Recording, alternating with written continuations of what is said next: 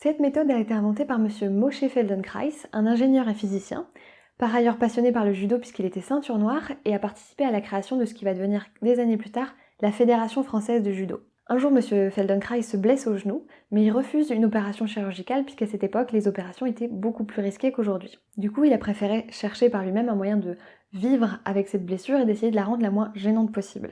Pour ça, il combine ses compétences d'ingénieur, sa rigueur de physicien, ses connaissances des arts martiaux et il finit par arriver à guérir son genou. Il décide ensuite d'approfondir sa méthode, il sera notamment influencé par sa femme qui était pédiatre, ce qui va lui donner l'idée de s'intéresser au développement moteur de l'enfant et de s'en inspirer pour les adultes. C'est comme ça que naît la méthode Feldenkrais, une méthode qui repose sur l'écoute de soi à travers un mouvement dénué d'effort en réponse à des contraintes de l'environnement.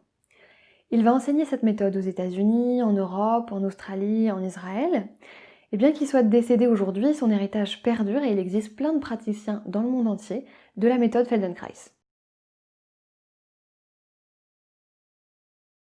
Il existe deux manières complémentaires de pratiquer cette méthode, soit en groupe avec les leçons de prise de conscience par le mouvement, soit en individuel avec les leçons d'intégration fonctionnelle.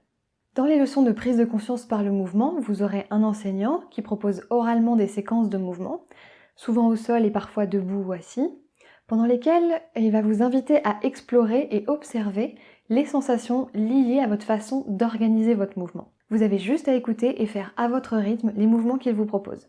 Dans les leçons d'intégration fonctionnelle, la différence c'est déjà que vous êtes le seul élève et que le thérapeute ne vous parle pas avec des mots mais avec ses mains. En venant poser ses mains sur votre corps, il vous invite à explorer certains mouvements et essaye de vous guider pour les faciliter. Chaque leçon est différente et les mouvements qui y sont explorés changent.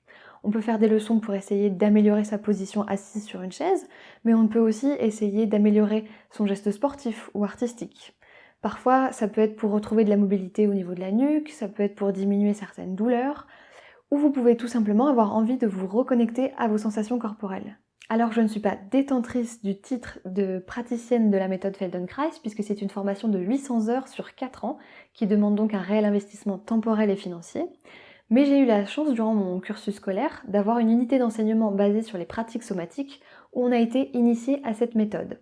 Donc j'aimerais partager avec vous les quelques connaissances que j'ai pu apprendre durant ces cours sous forme de 5 ou 6 vidéos. Comme on est à distance, vous vous doutez bien que je vais plutôt vous proposer des leçons de prise de conscience par le mouvement.